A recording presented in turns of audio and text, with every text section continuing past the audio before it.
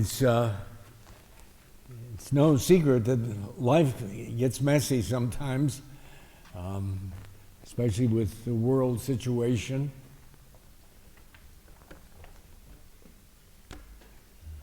The fact is that we simply don't live in neat little boxes. Murphy's law that if things seem to be going well, you've probably overlooked something. 80% of any population is pretty dysfunctional in some degree, but the face of this very human experience, the risen Jesus, our good shepherd, plays a very important role in each of our lives by giving support. He does this in three ways. First of all, by providing safety. Secondly, by establishing healthy boundaries. And thirdly, by giving us a model of loving. So let's just, for a few moments, reflect on this gospel. First of all, Jesus makes us safe. You see, Jesus gives us the human voice and is the embodiment of infinite love. Like the sheep, we follow Jesus' voice. We develop a personal relationship with Jesus by listening to his voice. Where do we hear his voice? Of course, scriptures, meditation, silence, knowing that we can trust Jesus in itself is a very freeing experience. You know, students studying for midterm exams get all nervous and shaky and thus de-skill themselves for the exams. If they could kind of relax a little bit, they would probably do a lot better. When we know we are safe, we have a feeling of being freed up. It takes our mind off ourselves so we can be creative and present to others. A person who really feels safe is actually able to take healthy risks. A person who is not safe simply is frozen because we do not know his voice. We don't know who we should be following. He gave us some good advice about who to avoid. A couple of these, first of all, religious leaders who confuse themselves with God and their own selfish ends, generally monetary. Or religious leaders who rely simply on guilt. Or religious leaders who don't stretch you. We run from these because they don't offer us anything meaningful. In the face of these roles, Jesus demands a reciprocal role from the disciple. What does the scripture say, and what is it going to cost each of us? First, the safety of Jesus' voice will be effective if you're familiar with his voice. It's amazing to me that people read the whole of the Bible and seem to be ignorant of Jesus, of the kind of a really great fellow that he was. For one thing, he had no problem at all with sinners. He ate with them and wanted to be with them. It was the arrogant and self-righteous that he couldn't stand. Do not be guilt manipulated.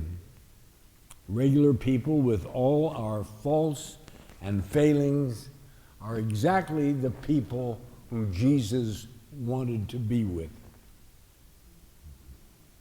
He was comfortable with them, and they recognized his voice. I have come that you may have life and have it to the full. If you'd like to say after me, I welcome the safety of Jesus' voice. I welcome the safety of Jesus' voice. Secondly, Jesus as the shepherd establishes healthy boundaries. He connects us, for one thing, to a community of faith.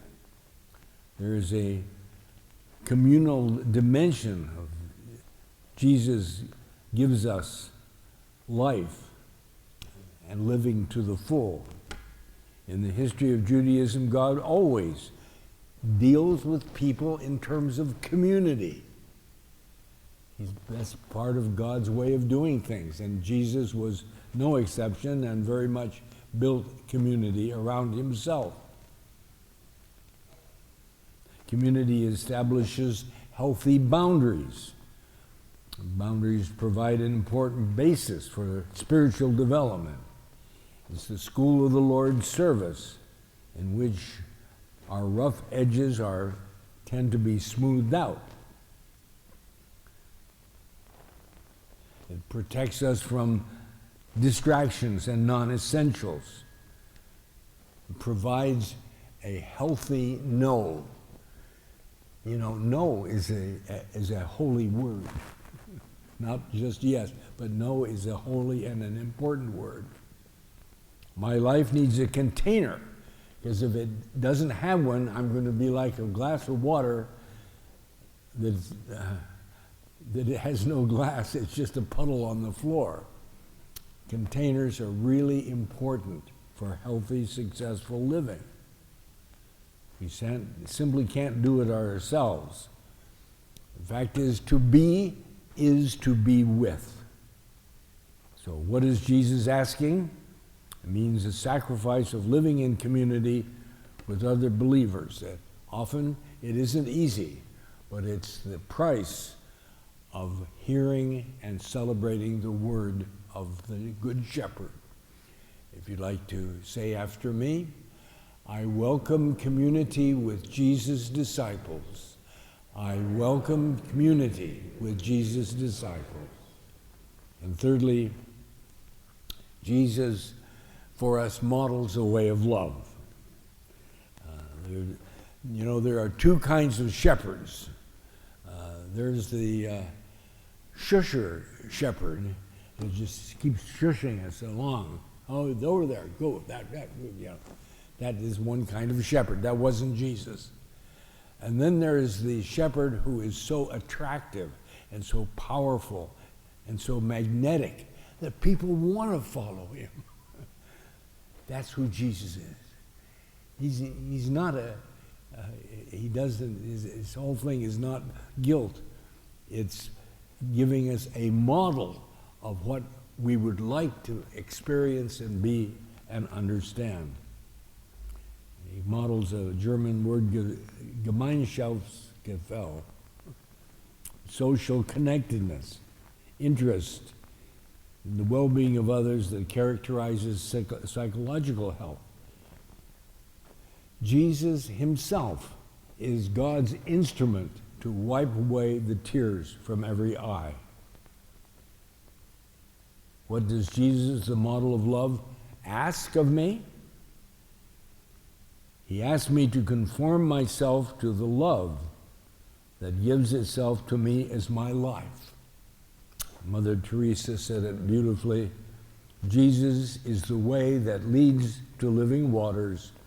We find these living waters by following him as a pattern of our loving. If you'd like to say after me, I choose to conform my life to Jesus' model of loving. I choose to conform my life to Jesus' model of loving. So I think this gospel is very appropriate for Mother's Day tomorrow.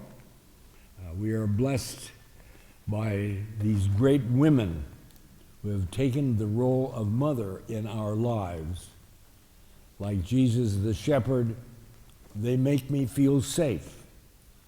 Like Jesus the shepherd, our dear mother establishes healthy boundaries and connects me with community.